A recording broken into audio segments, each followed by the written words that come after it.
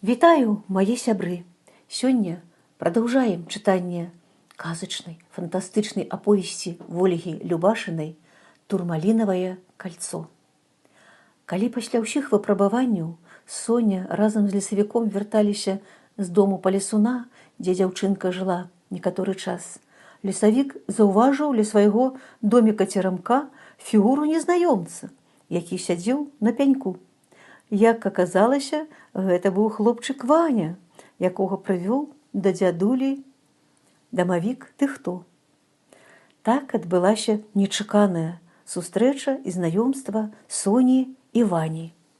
Аказалася, што у іх абодвух адна бяда – немагчымасць зняць з пальца турмалінавы пярсцёнак, ад якога і ў хлопчыка, і ў дзяўчынкі распух палец, і ім было вельмі балюча. А па словах лесавіка, зняць гэты пярсцёнак дзіцячых рук мог толькі сівы старац, гаспадар усіх духаў. Скажу я вам, нялёгкім быў шлях да вялікай гары, у які выправіліся Лясун, Тыхто і Ваня з Соняй. Падчас паходу дзеці бліжэй пазнаёміліся, і цяпер ім не так было страшна. Яны нават пасябравалі крыху. Вельмі цікава аўтар, паважаная Вольга, апісвае сустрэчу дзяцей і сівога старца, мудрага правадыра духу. Крышку пачытаем зараз. Зала, у якую яны ўвайшлі, была велізарная і надзвычай багатая. Сцены і столь упрыгожвалі смарагдавыя і сапфіравыя крышталі.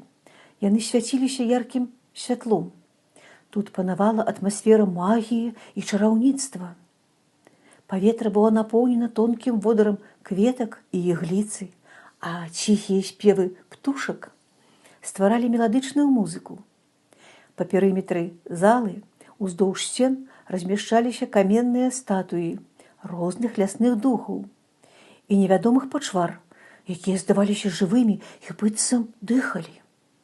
У цэнтры залы стаяў трон з белага мармуру, упрыгожаны самацветамі. На ім велічна сядзеў гаспадар, правадыр усіх духаў. Уладар быў высокі і магутны, з доўгімі сівымі валасамі і доўгай сівой барадой. Яго бліскучыя зялёныя вочы былі спакойнымі і ўважлівымі.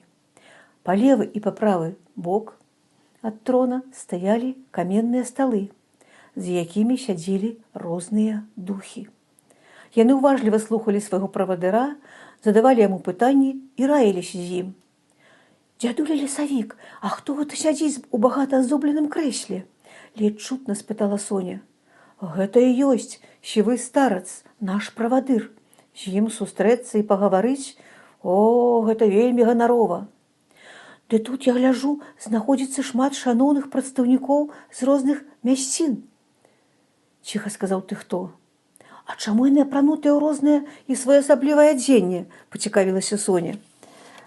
«Вунь, бачыш, у саламяным капелюшы, паказаў вачыма Тыхто, палявы дух пшанічнік, а побач з вяночкам на галаве сядзіць яго жонка, палявіца-мятліца. Ды тут іх шмат. Дух балота, дух лесу, дух лугоў, дух возера. Усе яны розныя, у кожнага свой характар і свой нораў. Сярод іх ёсць шмат добрых, справядлівых, але ёсць, вядома, і шкодныя, і зласлівыя». Соні здалося, што менавіта сівы старац – самы добры дух, і ён абавязкова дапаможа ім вярнуцца дадому. Сівы старац уважліва паглядзеў на дзяцей, пагладзіў рукамі сваю доўгую белую бараду і ў задуменні прамовіў. «Вядома, можна было б вас моцна пакараць, напрыклад, пакінуць жыць у нас на балоце пачварамі. Але мне вас чамусьці шкада. Вы мне, дзеткі, спадабаліся, ды і прасілі за вас паважаныя духі. Напэўна, я для вас зраблю выключэнне, хоць раней для людзей я яшчэ такога ніколі не рабіў. У мяне сёння добры настрой, а яшчэ мяне надта павесяліў шчыгол. Так што вам моцна пашанцавала. Я адпушчу вас да бацькоў, але толькі пры ўмове, што кожнаму з вас давядзецца прайсці выпрабаванне, а цераз якое вы хутка даведаецеся. Старц падышоў бліжэй да дзяцей, узяў у сваю левую руку маленькую ручку Соні, а пальцамі правай рукі акуратна ўзяўся за пярсцёнак. Як у чароўнай казцы, пярсцёнак павялічыўся ў памеры, саслізнуў з пальца дзяўчынкі і апынуўся на далоні сівога старца. Соня з палёгкай уздыхнула. Тое ж самае ён паўтарыў і з пярсцёнкам, які быў на пальцы ў Вані. Пасля чаго сівы старец паклаў свае далоні дзецям на галовы і, знаходзячыся ў трансе, нешта сказаў, нейкія незразумелыя словы.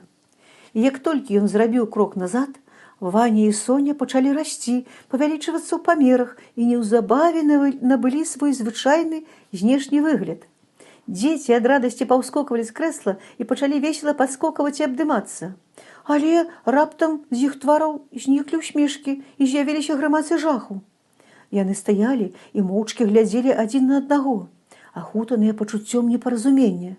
Іх рукі, на пальцах якіх нядаўна былі надзеты пярсцёнкі, чамусьці засталіся маленькімі. Соніных вачэй пакаціліся слёзы адчаю безвыходнасці. Разгублены Ваня з нямым пытаннем у шырок раскрытых вачах глядзеў на сівога старца. «Ну, вось вам і выпрабаванне», – парушыў маўчанне старац. «Каб вярнуць памеры вашых рук, вам неабходна выбраць сабе сапраўднага сябра, які ніколі вам не здрадзіць. Чуеце? Сапраўднага. І як толькі ваш абраны сябар пакорміць вас са сваіх рук, то вашы рукі вырастуць і стануць звычайнымі, як і раней. Але калі вы памыліцеся ў выбары свайго сябра, то вашы рукі так і застануцца маленькімі назаўсёды. Я вам даю некалькі хвілін на роздум. Калі кожны з вас абярэ сабе аднаго з тых, каго можна запрасіць сюды, то мы разам пойдзем да абедзенага стала і праверым, ці правільна вы зрабілі свой выбар». Соня, стоячы ля скульптуры лесуна, разглядывала яе і ў думках разважала. Яна за гэтыя дні пазнаёмілася з рознымі істотамі, і цяпер ёй трэба было зрабіць правільны выбар. І ні ў якім выпадку не памыліцца. «І лесавік, і палясун, добрыя лясныя духі», – падумала дзяўчынка. «Ставіліся да мяне, як да роднага дзіцяці, дапамагалі, вучылі мяне. Але яны не могуць быць маімі сябрамі, яны жывуць у іншым свеце. Вось вярнуся дадому і больш іх ніколі не ўбачу. Магчыма, толькі Ваня. Ды мы ўжо і пасябравалі з ім. Чамусьці мне здаецца, што ён добры і чулы, ніколі не здрадзіць і не пакіне мяне ў бядзе». А Ваня прысеў на кукішкі і, абхапіўшы галаву рукамі, засяродзіўся на сваіх думках. «За ўсе гэтыя дні у мяне толькі быў сябар адзін. Ты хто? Ён шчыры і, як мне здаецца, адданы, але ён не падбадзёрыў мяне ў цяжкую хвіліну, а калі я пакідаў залу, нават не азірнуўся».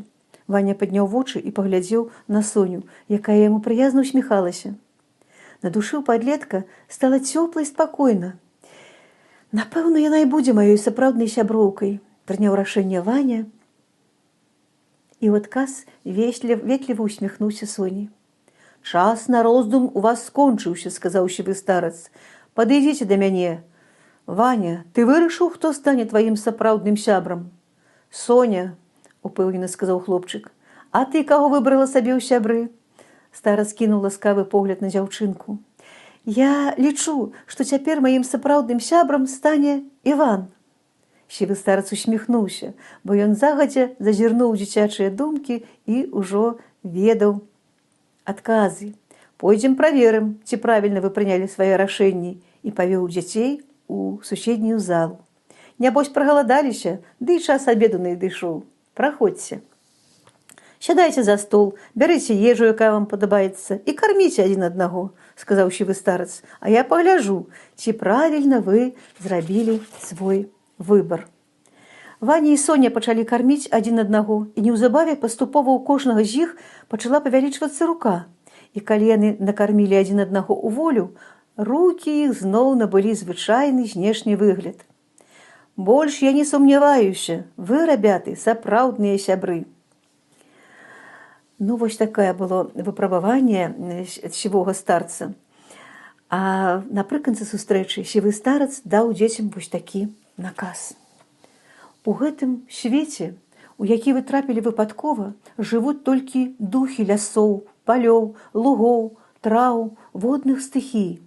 Людзям у нашым свеце знаходзіцца забараняецца. Хто сюды выпадкова трапляе, назад ужо ніколі не вяртаецца. І толькі для вас я вырашыў зрабіць выключэнне. Пры дапамозе магічнага хранометра я вярну вас у той самы мінулак адрэзу часу, які для вас будзе спрыяльным і бяспечным.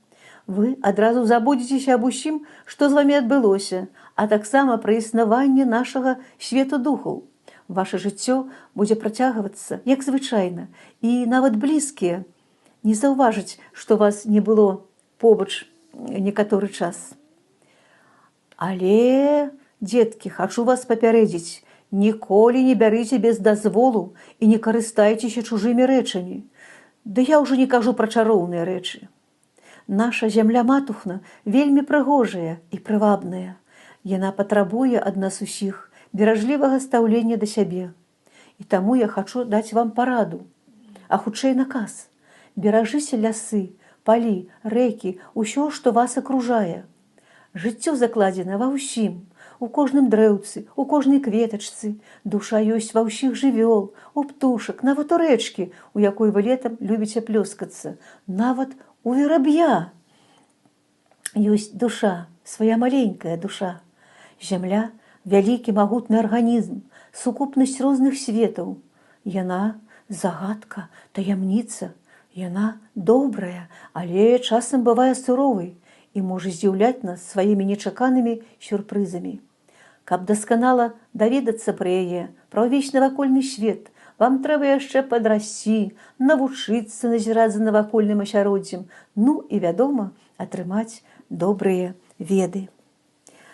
Ну, дадому дзяцей даставіў мядзведзь Уршідай, якога мы бачым на вокладцы кнігі, а кот Баюн сцёр з памяці дзяцей усё, што з імі адбылося. А можа, гэта быў проста сон, які прысніўся Соні альбо Ваню. Хачу зацяродзіць вашу ўвагу, шаноўныя сябры, што пры стварэнні відэа майго былі выкарыстаны фота штучнага інтэлекту з кнігі аўтара, паважанай Вольгі Любашынай, фота з праекта «Беларускі бестыярый» Яўгена Ката і мае фотаздымкі з прылепскага заказніка. Я вельмі спадзяюся, што кніжка вам спадабалася. Вы абавязкова яе знойдзеце ў бібліятэках ці ў кнігарнях і будзеце чытаць. А я з вамі развітваюся і дзякую вам за ўвагу. Завітвайце на мой канал «Казкі на канапе». Да пабачэння, да новых сустрэч!